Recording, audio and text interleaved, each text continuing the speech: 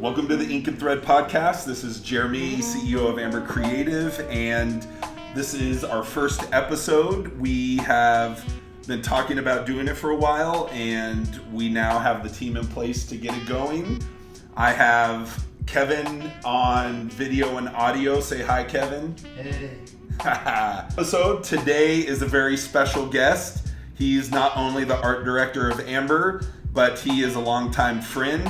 His name is Angelo Montiel. How's it going, Angelo? Hey, how's it going, guys? I'm happy to be here. Thank you for being my first guest and potential partner in crime moving forward. We'll see how you like me after this, but we wanted to come up with a podcast that talked not only about apparel, embroidery, applique, but also design and all things creative. So Angelo, being a designer, but also a dapper fellow, I think it's a good start. And we're practicing. This is our first time, so hopefully you enjoy it. Hopefully we can bring you value. A little bit of background: I have been in custom apparel for probably about 20 years. My brother ran a clothing company back in California in the early 90s, so ever since I was in junior high, I have been at screen printers, embroiderers, dye houses, cut and sew houses, and so somehow I got a love for apparel. I wanted to be an engineer, but after Calculus 2, I said no more, and so why not go into the fashion world? So fast forward 15 years, I was 3 or 4 years of starting Amber, and my business partner at the time was an art director at a local resort wear company. We started our friendship, our relationship there, and then probably 7 years later, he has not only been freelancing for us, but he came on to Amber 2.5 years ago. All right, Angelo, now that the world knows about me, I don't need to talk about myself anymore. Tell me a little bit about your background, where you're from. For sure. I was born in city of Juarez, that is Mexico, back in 1985. I've been an artist all my life. I think I started drawing when I was, a few years old. There's pictures of me drawing and painting when I was a little baby. So it's been in my DNA for the longest time, I think, forever. So we moved here back in 97. We moved, things were getting kind of bad, a lot of violence, a lot of crime. My dad lost his job, so he decided to move us to the US. It was a hard move, but I'm so thankful to my parents that they decided to move for us. So. And who's us? How many people are in your family? I have 2 sisters, younger sisters. Well, going back a little bit, it's probably like you almost had to take this fatherly role in your family. Correct, especially having younger sisters. Like, they didn't have that. I don't know if your dad was around, but either if he's not there on a daily basis, you become that, someone that not only brother but father role. So I bet. That's tough. The one crazy thing or awesome thing is that, your parents risked it all to come here.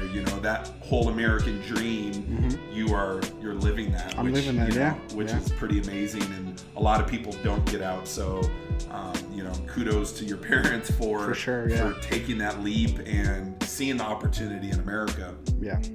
So,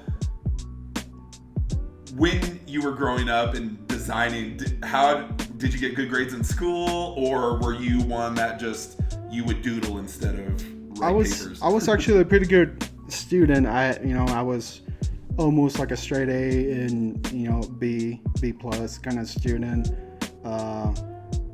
For reasons unknown, I guess money, I couldn't attend college, so after high school, it was like, okay, I'm pretty good at art. I can't afford art school. It's so expensive. How do I do what I love? So I did go to community college, for a couple of years, paying out of my pocket. It was so expensive, and now it's even worse. But after that, I started doing art for my friends. I started doing logos for my friends, for local companies. Local kid in school had like a little rap group, so he's like, hey, can you design a t-shirt for me? I was like, I think I can. I mean, I don't know how to get it on the shirt, but I can draw on the shirt. So I used to draw with Sharpies and paint and like old school, Nice. straight to the shirt. And then in school, I kind of learned about screen printing, and that's where it kind of triggered my whole love of apparel and design. So what software were you using to design back then? Actually, Illustrator. What version? Man, it was probably like 3, Illustrator 3 or Dang. Illustrator 4. All you youngins out there that have been spoiled with the Creative Cloud, back then it was only expensive. Most people I know had to BitTorrent Yeah. Illustrator back then to afford it, but nowadays, the monthly cloud has, I think it's been a positive thing for designers everywhere. It's a For little sure. more affordable. For sure. But Illustrator 3, you will never know about it. So Unless it's Jimmy. Jimmy, you probably know. So in school, I was kind of worried about software. Like you said, it was so expensive. It was like $3,000 and so expensive, and you needed a really good computer. I didn't have a computer, so I kind of had my friend help me build a PC, like really low quality PC, and then I had a friend give me a bootleg copy of Illustrator. Nice. Don't listen to this, Adobe. Yeah. So he gave me a copy of Illustrator and Photoshop, and I made it happen. I mean, I started doing that, and I started designing for more people and trying to, sharpen my skills and learn new tricks. How do you draw something on paper? How do you get it on the computer? And I guess to Illustrator or Photoshop. And it was just, back in the day, there used to be this Adobe, I think it was Adobe Streamline, old school. So that's the new, now it's called, it's on Illustrator. It's like a preset, which is Live Trace. But it was like a separate program that you needed to buy to make your drawings into vector. So it's Awesome. It's really old school. So That's great. I sound super old. You started when it was tough, so I feel like Yeah. as Illustrator and Photoshop progressed, it was just adapting and learning some of the new features. Correct. That's great, man. So, what was your first job to get into the apparel world? Like I said, doing designs for my friends, but then I actually found a post on, I think I attended like a job fair, right? And I saw this company was hiring for screen print technician. I said, I don't know what that means. Sounds awesome. Yeah, that's been my whole life, where I don't know what it means, I don't know what it takes, but I'm gonna try it and hope for the best and try my best. And so I applied for this job. They didn't call me for the next 6 months. So it was me calling back every other week. Hey, are you guys still hiring? Are you still hiring? They finally called me back. I started at the back of the screen print shop.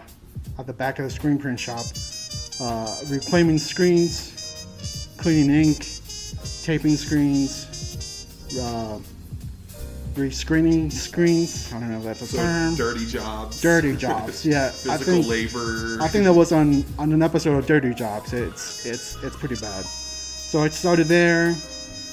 They had a position open for darkroom operator, so old school once again. Yeah. Films, burning screens. I said I would do it. I would try it. I don't know how to do it, but I'll learn. I'm a quick learn. So I did that for a few months. They offered a position as the direct-to-screen film operator. So it was a new machine. I said, I don't know how to do it, but I'll learn once again. Was it a promotion and a raise, or just a title change? A little bit of both. A little bit of both. Good. It was All it was pretty much Progress. yeah, for sure. It was in the same room. So I did a little session with the manager, and I learned how to do it. I did that for a few months. They said, who knows how to use Illustrator, because we need to burn some film. Nice. I said, well, I know how to use Illustrator, so I'll try it. I did that for a few months. It was pretty easy. I know Illustrator, Photoshop, so I started messing with the channels and the film and the layers. Came pretty natural. Awesome. There was a production artist position open, and they said anybody wants to apply, feel free. I applied. I got the job. Did that for a few, I want to say 2 or 3 years, and that's where I met your past partner, and he saw something in me that maybe I didn't see in myself, which was be a true creative artist. Pushed myself, and I applied for that position as a creative artist. I got it, and I was there for a few years. I met you pretty soon after. I loved Amber and the things you guys do. And let's pause there. Sorry to interrupt you. Pause there real quick, and kind of before we get into the creative side, which brought you here, is going back, to you getting a job. I hear, a lot of people, whether it's on social media or in interviews, about not being able to find a job, but they're putting it in the hands of the business that they're applying for. People are like, well, I filled out the paperwork or gave them my resume and I never heard back, and they're like, no one's hiring. But you prove that if you really want to do something, don't rely on whoever the hire manager is to pick your resume out of hundreds of resumes. It's show that you're persistent, show that you want the job. Again, 6 months, most people would have been on to the next thing, but you really wanted to get into this world, and that just shows not only the type of person you are, but a lesson for everyone out there. Like, if you really want a job, don't just rely on filling out a form online. Go into the business, introduce yourself, connect with people on LinkedIn. Like, they need to see who you are, because a lot of the companies, they have this software that they'll run your resume through, and if you don't say the right words in your resume, they won't even look at it. So you're relying on a robot to filter. Yeah, for sure, to pick you out of the stack of applications. Yeah. So the passion, and I've had a couple friends, I gave this advice to, and it's like, if you really want to, how can you differentiate yourself from the hundreds of other people? As a designer, you could have easily printed out your portfolio, mailed it to them, had nice packaging, a nice letter, and that would get you probably at least in the door for an interview, versus I'm going to apply for this job, and most people don't even read. You need a cover letter and a job and a resume and a portfolio. But really, a lesson learned is to, if there's something you really want to do, don't just rely on one avenue of applying for the job. Be creative. If you're creative, come up with creative ways to try to get the job, right? Yes, exactly. Cool. So fast forwarding it, when you became a creative artist, I remember Dave connected us, and back then Amber was literally I would say maybe 300 square foot office. There was 4 of us. I remember that, yeah. And we were all back to back, and Dave took you to lunch, and I think you guys were talking about you freelancing for us, or maybe even coming to work for us. I can't remember, but everyone loved you, and I think just right after that is when me and Dave decided to part ways. But we always, I guess, kept in touch, because up until then, we always freelanced artwork out. We had freelancers all over the country, and, you being local, I didn't even know of your design skills at that point, until we were like, hey, you want to freelance for us? And so, you being that creative artist, what are some of the things that you had to do that you had no clue about when you were going from production art, which is very monotonous, very regimented, versus a creative artist where now you have to generate original ideas? Correct. I'm gonna tell you a funny story before we continue. The day before they called me for the interview, I was about to start a apprenticeship at a tattoo shop. So imagine that. I could have been this tattoo artist, but they called me last minute to interview for this a screen printer tech, and You would be covered with tattoos. I would have become tattoos. Yeah, for sure. Teardrop on your eye. For sure. Piercings everywhere. Yeah. Yeah, for sure. So going back to your question, something that I didn't understand back then is the different looks, the different vibes that either your client's asking for or you see the market is asking for, and how to achieve that trend and that look, pretty much starting from scratch, because you start with an idea, a theme, a vibe, a purpose, or a type of engagement you're looking for. So that's what I didn't understand, and I was still kind of shy about. It's like, this is hard, I don't know what I'm doing, kind of thing. You know, we all suffer from I don't know what I'm doing, I'm not good enough, and I feel like I'm good. I'm pretty good now. So what was your style back, like before then? What would you say your design style was? You know, I know you said like you did some like graffiti type of things, but what would encompass your style?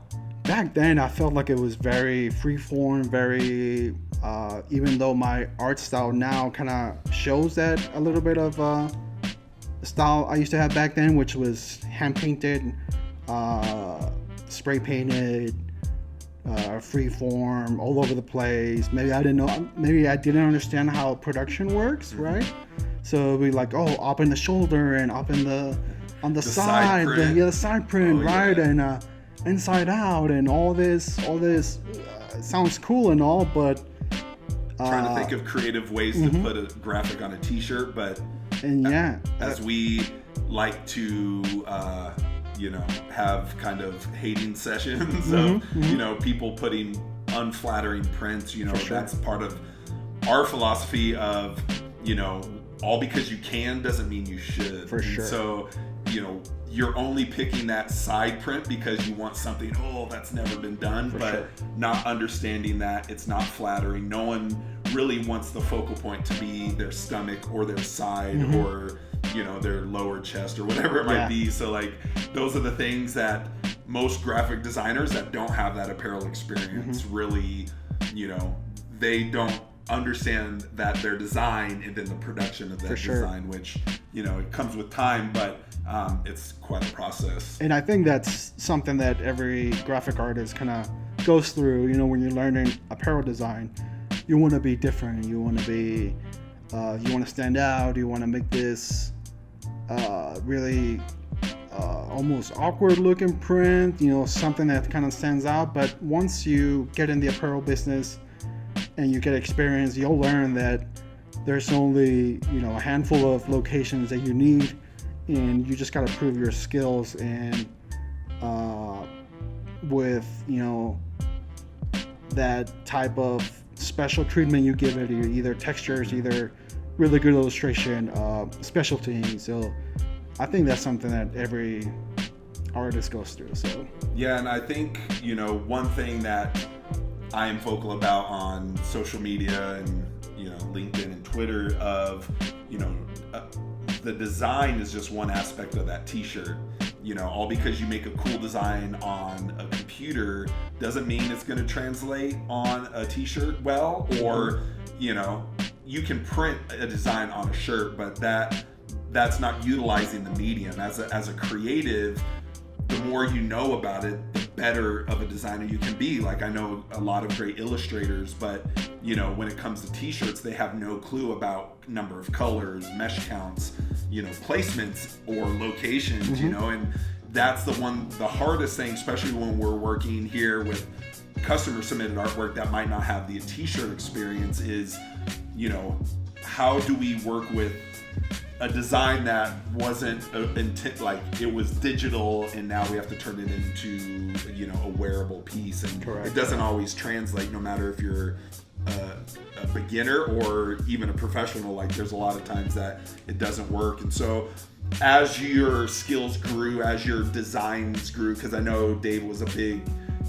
proponent, and this was our Amber philosophy from the beginning, all the different styles, streetwear, artistic, vintage, action sports. As you were learning all this, who was your inspiration, or who were you inspired by, other designers or creatives, to kind of influence some of your design skills? I think Ralph Lauren has always been an inspiration of mine. I always liked, his aesthetic, his colors, his vibe. I mean, he created this look that is now considered American, the American brand. Oh yeah. And the documentary was great. Oh, it was so good. I'm like on my third.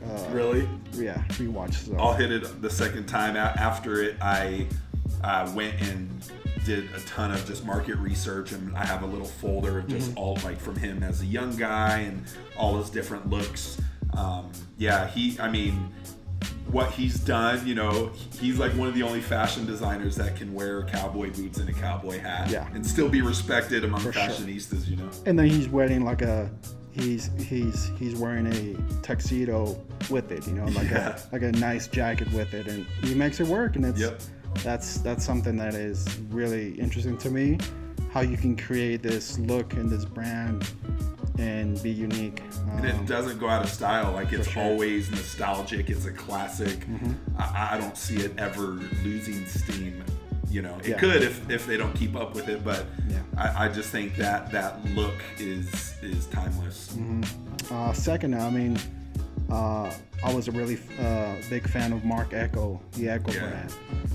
He did things on shirts that I never seen before, the special things and the tie treatments and the full illustrations, and even though maybe he's not in charge of it anymore, but I'm a big fan of his, from the earlier years, and it kind of gives me that drive. It's like, I need to make my brand one of these days, because I would like to have that experience, have that life moment when I go, oh, I designed that because of this or that, and that person is wearing it, and it looks cool, and it shows a little bit of me. So that's great. So kind of on that inspiration side, going into what drives you. So outside of your day-to-day, I know a little bit about this, but can you tell everyone out there that outside of what you do, during the work hours, what drives you? What is your hobbies? What do you find yourself doing outside of just sitting behind a computer and designing? I like to consider myself a restless creative. I always see something that is hanging, or something that I buy. I like to modify it. I like to make it my own. I like to make things unique, make them stand out, make them my own. And I design I just tie-dyed this Champion hoodie, and I think it came out pretty cool. And that's the type of stuff I like to do, is just kind of make new stuff. A one-of-a-kind piece. For sure. I know there's one project that you started a couple years ago and haven't finished, but we've talked about it, that Carhartt jacket where you want to, kind of distress it a little bit. I think one of the things of having that list of one day, hopefully that one day will become something versus that one day will become a never. I think just keeping it in front of your mind and talking about it, one day you will get to it. But I think there's with me a lot of projects I've started and just have gone on the shelf, because we are creatives. Like, we love starting and building, but the finishing and the launching becomes difficult sometimes, because you always get that next best idea. But you guys can go. Angelo's gonna share his social media channels later, and you got to go check out his Champion hoodie.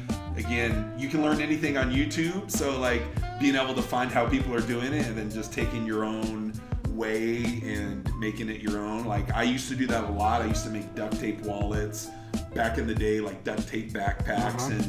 My mom was a seamstress, and I was learning how to sew clothes before I did any like manly stuff. So, ever since I was young, I was always doing stuff, and I stopped doing that for years and years. And then just in the last year or two, I've been trying to find a hobby, because currently running the business, and then my hobby is like Pinterest and other things that have to do with the business, which I don't ever get a break. So I think sometimes it drains me. So I need to learn, like, what are some other things I can do besides t-shirts and apparel. But kind of going on those DIY projects, what I've seen from your Insta stories is that you're quite a thrifter, or you're a picker. Picker, as in picker finds, not a Jimmy picker. So tell me a little bit, like, what do you like? Like, why do you go to thrift stores? Do you always buy something? Do you go there just to see if there's anything that stands out to you? Are you doing market research? I mean, I go thrifting for several reasons.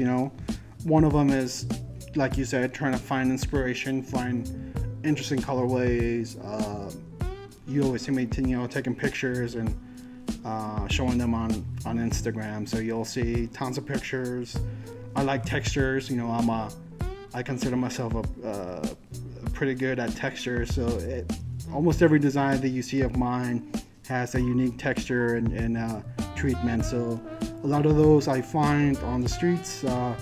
I found a really cool brick wall texture that I'll make into a texture that we can use on designs pretty soon. So I really like old school fonts, typefaces, logos. I like colorways. Anything that kind of sparks my imagination. I like to either take a mental note of it, take a picture of it, or just trying to mimic it into my own work. That's great. One thing you didn't tell everyone is that you have an awesome beard, and you are a beard connoisseur. Is that a thing? Sure.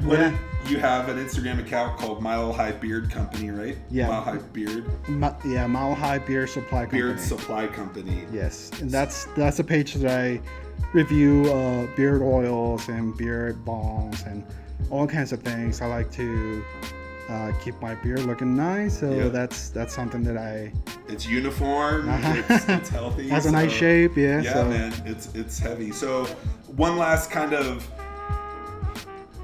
topic to talk about as far as your day-to-day is, what are a couple projects that you have done in the last 15 years that really stand out, that will always be like, one of the best projects that you've worked on to date? Yeah, for sure. I did this cool design for the Broncos, Denver Broncos. I'm a huge, a football fan. So we did this design for it was called Taste of the Broncos. Taste of the Broncos. It was the annual Broncos charity mixed with local chefs. Yeah, so on that one, it was really special because it involved all my passions, which is football, the Broncos, and food. Yes. So and vintage t-shirts. And vintage t-shirts. Yeah. So I designed this mascot that is a hybrid of different eras of the Broncos mascots. So it included a little bit of the old school horse and the new helmets, and I made my own mascot out of my inspiration, and it's one of my favorites. Textures come out great. Yeah. The print looks great and soft, and that's one of my favorites. It's an official licensed Broncos designer. Yes. You didn't even have to pay for the license, which for is the best. sure. Yeah, and then we saw some cheerleaders and players wearing it. So that's a win-win. I can't complain. It's awesome. I love my life and my job and the people that are around me, so I can't complain. It's awesome, man. What's on your desk right now? What home or office? I know you have some toys. Yes. And collectibles. Sorry. They're called collectibles. Adult collectibles. Sounds kind of weird. Sorry. Can you edit that out, Kevin? So, what's on your desk right now? So, I am in love with vintage toys. I have this little vintage robot collection that I'm building. Eventually, I want to make some vintage robot designs that I can put on like t-shirts or posters, whatever. But that's one of my goals of the many. I love vintage collectibles, robots. I like anime too. Not a lot of people know that. Kevin My next knows. question is, what is something you wish people knew about you or didn't know about you? Oh man. What is your favorite cartoon? It's called anime. Well, anime is a genre of cartoon, right? What is your favorite anime cartoon? My favorite anime cartoon is Dragon Ball, which is Dragon Ball Z, Dragon Ball the original. There you go. Nope. Okay. Sorry, my parents didn't let me watch that. No, but that's one of my favorite cartoons growing up. Like Ninja Turtles. That's also one of my favorites. I have originals of the Ninja Turtle toys at home, and yeah.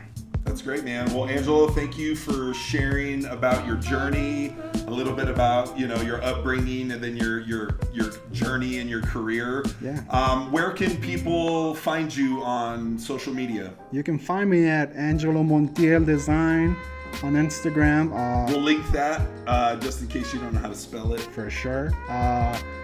My beard. Where